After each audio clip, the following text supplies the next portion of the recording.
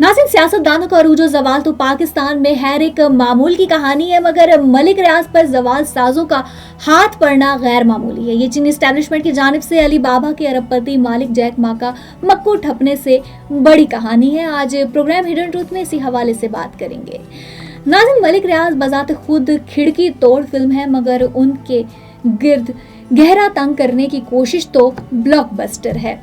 कहानी सुनने में बड़ी सिंपल है। एक साइकिल सवार पर जब ऊपर वाले का हाथ हो तो वो किस तरह पैडल मारता, वक्त की गर्द झाड़ता, ताहद्दे निगाह जमीन पर अपने तामीराती निशान छोड़ता, आसमान छूने की कोशिश करता है, और जब उसी आसमान के सितारे गर्दिश में आते हैं तो फिर वो वाला कौमी एहतसाब ब्यूरो यानी नैब भी आंखें दिखाने लगता है, जिसकी निगाहों से किसी का कुछ पोशीदा नहीं। बहरिया टाउन के नाते से मलिक रियाज का नाम 1996 से अवामी याददाश्त में इंजेक्ट किया गया। शुरू में लोग भाग समझते थे कि ये पाक बहरिया की कोई रिहायशी स्कीम है। पाक बहरिया ने भी नाम बदलवाने के लिए कानूनी चाराजोई की, मगर जमीन के रखवाले समंदरी रखवालों पर भारी पड़ गए।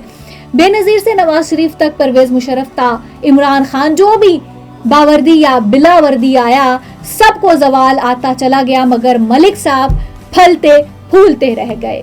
कई बरस पहले आपने एक इंटरव्यू में फरमाया कि जमीन का काम तो हजारों लोग करते हैं, मगर मैं शायद इस सिस्टम को उनसे थोड़ा बेहतर समझता हूँ। फाइल आगे बढ़ाने के लिए उसमें इजाफी पहिए लगाने पड़ते हैं। You came to this country for a brighter future for you and your loved ones. You've made it this far. Now it's time to become a citizen. With citizenship, you gain the right to vote, access to federal jobs, the ability to keep your family closer, and the freedom to travel with a U.S. passport. These are just a few of the benefits waiting for you when you become eligible. We're here to help you through the process with free resources and personalized guidance. Together, we can make it easier. Get started at becomeacitizentoday.com.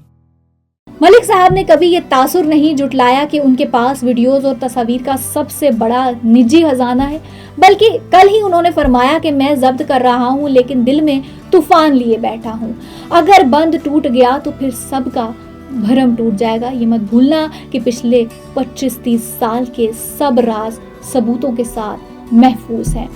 हुकुम की गुलाम नैब को तो अब किसी ने सोते से जगाकर बताना है कि मलिक साहब ने किस तरह रियासत और अपने मंसूबों से जुड़े लाखों छोटे बड़े सरमायाकारों को डील किया और जिसका जितना हक बनता था इसे नवाजा। मगर नैब कभी भी इस रियासती सिस्टम के खिलाफ रेफरेंस फाइल नहीं करेगा जिसने मलिक रियाज को इन दाता के दर्जे तक पहुंचाने में हर तरह की कानूनी और लाकानूनी मदद की। भला किस किस ने मलिक रियाज के निजी तैयारे पर सवारी नहीं गांठी? अस्करी एस्टेब्लिशमेंट का कौन सा दर था जो उनके लिए खुलजा सिमसिम नहीं था? कौन सा ऐसा रिटायर्ड अफसर है जिसने बहरिया टाउन की नौकरी की ऑफर पर लात मारी हो? सन 2018 के सिलेक्शन इलेक्शन के बाद मुंतखब आजाद अरकान असेंबली को ढोकर इस्लामाबाद पहुंचाने के लिए जो 2 जहाज सबसे ज्यादा मशहूर हुए, उनमें से एक जहांगीर तरीन और दूसरा मलिक रियाज का था। कौन सा ऐसा सियासतदान है जिसने कभी ना कभी एस्टेब्लिशमेंट से राब्ते के लिए मलिक रियाज का पुल इस्तेमाल नहीं किया? मीडिया ने इस मुल्क में एस्टेब्लिशमेंट से सियासतदानों और अदलिया तक का भला किसको छोड़ा, मगर मलिक रियाज या उनके तामीराती मंसूबों पर उंगली उठाना तो दूर की बात, उस बाबत सोचना भी नौकरी दाव पर लगाने जैसा था।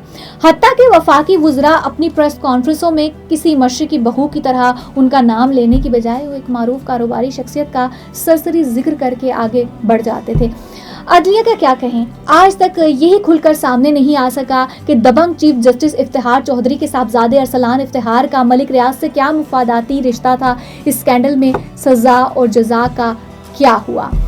मलिक साहब और उनके साथियों और इदारे पर जितने भी मुकदमात बने वो या तो ज़ेर समात हैं या फिर बहरिया टाउन के हजारों छोटे सरमायाकारों के मुफाद में मालियाती अजाले या बीच बचाव के फैसलों से इबारत हैं। इन मुकदमात से मुंसलिक कितने किरदार गिरफ्तार या अंदर है। मलिक रियाज के बकौल वो सियासी मोहरा और सुल्तानी गवाह बनने से इनकार की पादाश में शाही गजब भुगत रहे हैं, जबकि नैब का कहना है कि वो लैंड डेवलपर्स नहीं लैंड ग्रैबर्स हैं। रियासती और निजी अमलाक को अरबों रुपए का टीका लगाने के मुजरिम हैं। लिहाजा अगर दुबई में भी कोई मलिक रियाज के प्रोजेक्ट में सरमाया लगाता है तो वो मनी लॉन्ड्रिंग का मुजरिम تصور کیا جاتا ہے۔ اس کا ایک مطلب تو یہ بھی نکل سکتا ہے ناظرین کہ جس ریاست نے اس پروجیکٹ کی اجازت دی وہ خود منی لانڈرنگ کی حوصلہ افزائی کر رہی ہے۔ تو کیا یہ وہی متحدہ عرب امارات نہیں جو اسٹیٹ بینک میں $3 ارب رکھوا کر اور پھر اسے رول اوور کر کے ریاست پاکستان کو IMF کے روبرو کھڑا رہنے میں بھی مدد کر دیا؟ اب انتظار ہے کہ سیاست کو قابو میں رکھنے والا اسٹیبلشمنٹ کا تراشدم پرستدم شکستم کا عرشوں پرانا ملک صاحب پر بھی کارگر ہوتا ہے یا نہیں۔